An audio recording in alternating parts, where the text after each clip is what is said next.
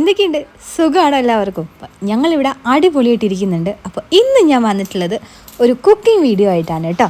ഞാനെന്നും കേരള സ്റ്റൈൽ കറിയാണ് കേട്ടോ ഉണ്ടാക്കാറുള്ളത്. അപ്പോൾ ഇന്ന് കുറച്ച് ഡിഫറെൻ്റ് ആയിട്ട് ഒരു തമിഴ് സ്റ്റൈൽ കറി ഉണ്ടാക്കിയാലോ നമുക്ക്. ഞാനിന്ന് ഉണ്ടാക്കാൻ വേണ്ടി പോകുന്നത് കാരക്കുഴമ്പാണ് കേട്ടോ. തമിഴ്നാട്ടിലെ വളരെ ഫേമസ് ആയിട്ടുള്ളൊരു ഡിഷാണ് കാരക്കുഴമ്പ് എന്ന് പറയുന്നത്. കത്തിരിക്ക കാരക്കുഴമ്പ്, വെങ്കായ കാരക്കുഴമ്പ് എന്നൊക്കെ നിങ്ങൾ കേട്ടിട്ടുണ്ടാവുമല്ലോ. അപ്പോൾ ഞാനിവിടെ ഉണ്ടാക്കാൻ വേണ്ടി പോകുന്നത് വെണ്ടക്കായ് കാരക്കുഴമ്പാണ് കേട്ടോ. അതിന് വേണ്ടിയിട്ട് ഞാൻ കുറച്ച് തേങ്ങ ചിരവി വെച്ചിട്ടുണ്ട്. വെണ്ടയ്ക്കയും ഉള്ളിയും വെളുത്തുള്ളിയും ഒക്കെ അരിഞ്ഞ് മാറ്റി വെച്ചിട്ടുണ്ട്.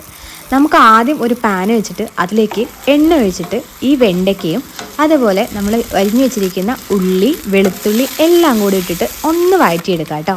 ഇനി കറിക്ക് വേണ്ടിയിട്ടുള്ള അരപ്പ് തയ്യാറാക്കാം. 3 ടേബിൾ സ്പൂൺ തേങ്ങ, 2 ചെറിയ തക്കാളി, 1/2 ടീസ്പൂൺ ജീരകം, 1/2 ടീസ്പൂൺ പെപ്പർ നന്നായിട്ട് മിക്സിയിലിട്ട് അരച്ച് കൊണ്ടുവരാം. അതിനിടയ്ക്ക് നമ്മൾ കുക്ക് ചെയ്യാൻ വെച്ചിരിക്കുന്ന വെണ്ടയ്ക്കയും ഉള്ളിയൊന്ന് വഴറ്റി കൊടുക്കാൻ മറക്കണ്ട. അപ്പോൾ ഇതുപോലെ നന്നായിട്ട് അരച്ച് വെച്ചിട്ടുള്ള ആ ഒരു മസാല നമുക്ക് മാറ്റി വയ്ക്കാം. ഇനി വെണ്ടയ്ക്കയും ഉള്ളിയും വെളുത്തുള്ളിയും ചെറുതായിട്ടൊന്ന് കുക്കായിട്ടുണ്ട്. അത് നമുക്ക് വേറൊരു ബൗളിലേക്ക് മാറ്റി വയ്ക്കാം കേട്ടോ. ഇനി നമുക്ക് ചട്ടിയിലേക്ക് എണ്ണ ഒഴിച്ചിട്ട് കുറച്ച് കടുകിട്ടൊന്ന് പൊട്ടിച്ചെടുക്കണം.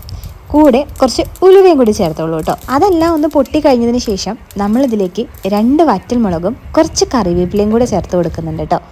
അത് കഴിഞ്ഞതിന് ശേഷം നമ്മൾ കുറച്ച് കായപ്പൊടിയും പിന്നെ കുറച്ച് മഞ്ഞൾപ്പൊടിയും കൂടെ ചേർത്തിട്ട് ഒന്ന് വഴറ്റിയതിന് ശേഷം നമ്മൾ വഴറ്റി മാറ്റി വെച്ചിരിക്കുന്ന വെണ്ടയ്ക്കയും ഉള്ളിയും അതുപോലെ വെളുത്തുള്ളിയും കൂടെ ഇതിലേക്ക് ചേർത്ത് കൊടുത്തിട്ട് നന്നായിട്ട് മിക്സ് ചെയ്ത് കൊടുക്കുക കേട്ടോ. ഇനി നമുക്കിതിലേക്ക് കുറച്ച് മസാലപ്പൊടികൾ ആഡ് ചെയ്യാനുണ്ട്. 3 ടീസ്പൂൺ മല്ലിപ്പൊടി, പിന്നെ നിങ്ങളുടെ എരിവിന് ആവശ്യത്തിന് മുളക് പൊടിയും ചേർത്തോളൂ. ഞാനിവിടെ 2.5 ടീസ്പൂൺ മുളക് പൊടിയും കൂടി ചേർത്തിട്ടുണ്ട് കേട്ടോ.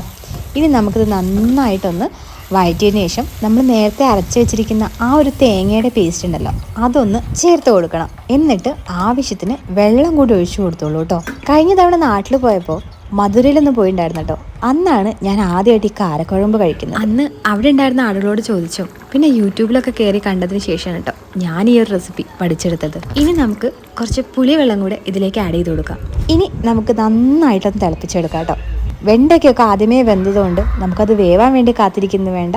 നന്നായിട്ട് തിളച്ച് കഴിഞ്ഞിട്ടുണ്ടെന്നുണ്ടെങ്കിൽ കറി ഇവിടെ സൂപ്പറായിട്ട് റെഡി ആയിട്ടുണ്ട്. നല്ല എരിവും നല്ല പുളിയൊക്കെ ഉള്ളൊരു അടിപൊളി കറിയാണ് കേട്ടോ ഈ കാരക്കുഴമ്പ് എന്ന് പറയുന്നത്. നിങ്ങൾ എന്തായാലും ട്രൈ ചെയ്ത് നോക്കണം. ഇന്നത്തെ ഉച്ചഭക്ഷണത്തിന് കാരക്കുഴമ്പ് മാത്രമല്ല കേട്ടോ ഉള്ളത്. ഞാൻ കുറച്ച് കൈപ്പങ്ങ എടുത്തിട്ട് കുറച്ച് മഞ്ഞൾപ്പൊടിയും കുറച്ച് മുളക് പൊടിയും കുറച്ച് ഉപ്പും കൂടെ ചേർത്തിട്ട് മിക്സ് ചെയ്തിട്ട് എണ്ണയിലിട്ടിട്ട് ഒന്ന് വറുത്തെടുത്തിട്ടുണ്ട് കേട്ടോ.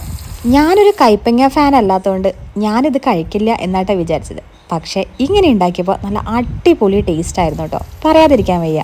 പിന്നെ പയറും ക്യാരറ്റും ഇട്ടുള്ളൊരു ഉപ്പേരിയും കൂടി ഉണ്ടായിരുന്നു കേട്ടോ. അപ്പോൾ നമുക്ക് ചോറ് വിളമ്പിയാലോ? നല്ല അടിപൊളി കാരക്കുഴമ്പും പയറും ക്യാരറ്റും ഉപ്പേരിയും പിന്നെ കൈപ്പയുടെ ഫ്രൈയും നല്ല അടിപൊളി ഫുഡായിരുന്നു കേട്ടോ. അപ്പം ഇന്ന് ഇത്രയേ ഉള്ളൂ.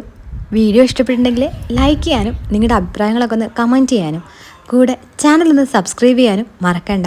മറ്റൊരു വീഡിയോയുമായിട്ട് നമുക്ക് വീണ്ടും കാണാം.